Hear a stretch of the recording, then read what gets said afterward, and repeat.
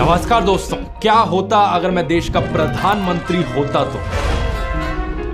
मैंने अपने बहुत से वीडियोस में अलग अलग मुद्दों पर सरकार की आलोचना करी है। जहां जहां मुझे लगा कि कुछ गलत हुआ है वहां वहां सवाल उठाया है। लेकिन एक सवाल तो यह भी बनता है कि अगर मैं सरकार की जगह होता तो मैं क्या करता। देखो, वैसे तो अभी के लिए पॉलिटिक्स में आने में मेरी ऐसी कोई ख्वाहिश नहीं है, लेकिन अगर हमें देश को सही मायनों में बेहतर बनाना है तो इस सवाल पर विस्तार में बात करनी जरूरी है। क्योंकि सपने पूरे होने के लिए हमें पहले सपने देखना जरूरी है। कैसा होगा हमारे सपनों का देश, उसके लिए क्या कुछ किया जाना चाहिए, आइए जानते हैं आज के स्पेशल वीडियो में। मैं ध्रुव राठी सत्य निष्ठा के साथ शपथ लेता हूं कि विधि द्वारा स्थापित भारत के संविधान के प्रति सच्ची श्रद्धा और निष्ठा रखूंगा तथा मैं भय और पक्षपात, अनुराग या द्वेष के बिना सभी प्रकार के लोगों के प्रति संविधान और विधि के अनुसार न्याय करूंगा।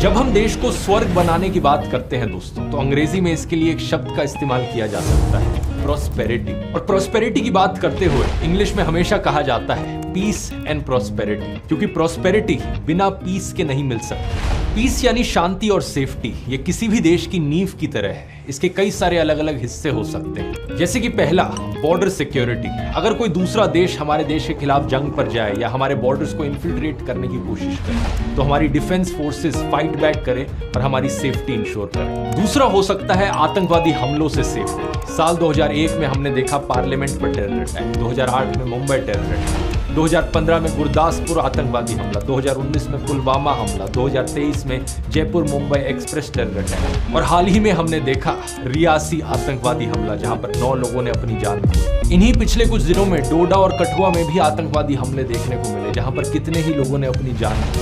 पिछले साल अगस्त के महीने में होम मिनिस्ट्री ने राज्यसभा में एक स्टेटमेंट रिलीज करी थी। पिछले 5 सालों में 761 आतंकवादी हमले देखने को मिले जम्मू एंड कश्मीर में, जिसकी वजह से 174 लोग मारे गए। हमें इन सभी तरीकों के आतंकवाद से सेफ्टी चाहिए। तीसरा है दंगे, धर्म के नाम पर या एथनिसिटी के नाम पर क्लैशेस, जैसे कि 2020 में दिल्ली के दंगे हुए। 2022 में उस वक्त के minister of state for home affairs Nityanand Rai ने एनसीआरबी डेटा के अनुसार बताया कि 2017 और 2021 के बीच में 2900 से ज्यादा कम्युनल और रिलीजियस राइटिंग के केसेस रजिस्टर किए गए थे देश में। फरवरी के महीने में मणिपुर के गवर्नर ने बताया 219 से ज्यादा लोग मारे जा चुके हैं, 10,000 से ज्यादा FIRs रजिस्टर कराई जा चुकी हैं और 60,000 से ज्यादा लोग डिस्प्लेस हो चुके हैं अपने ही देश में। हमें सेफ्टी चाहिए रिलीजियस राइट्स और एथनिक क्लैशेस से। चौथा है लिंचिंग्स, कभी धर्म के नाम पर तो कभी व्हाट्सएप में फैली अफवाह के नाम पर। हमें कासगंज वायलेंस देखने को मिला जहां चंदन गुप्ता को मारा गया। हमें लिंचिंग्स देखने को मिली पहलू खान, तबरेज अंसारी और अखलाक की। इन कम्युनल लिंचिंग्स के अलावा कई ऐसी भी लिंचिंग्स हुई जहां पर व्हाट्सएप पर अफवाह फैलती है कि कोई चाइल्ड किडनैपर है तो कोई ऑर्गन हार्वेस्टर है और इस बेसिस पर लोगों को मारा गया एक भीड़ के द्वारा। चाहे पालघर लिंचिंग हो जहां पर 2 साधुज और उनके ड्राइवर्स को मारा गया, या फिर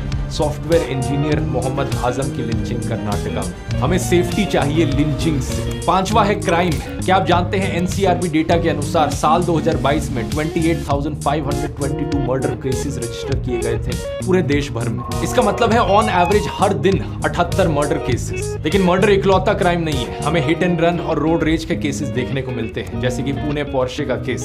एक ओवर स्पीडिंग गाड़ी ने 2 लोगों को कुचल दिया। डेक्कन हेरल्ड की इस जनवरी की रिपोर्ट को देखिए। Ministry of road transport and highways के अनुसार 67,387 हिट एंड रन केसेस देखे गए इंडिया में।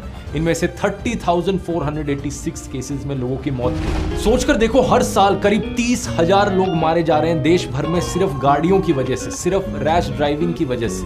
छठा है एक्सीडेंट्स और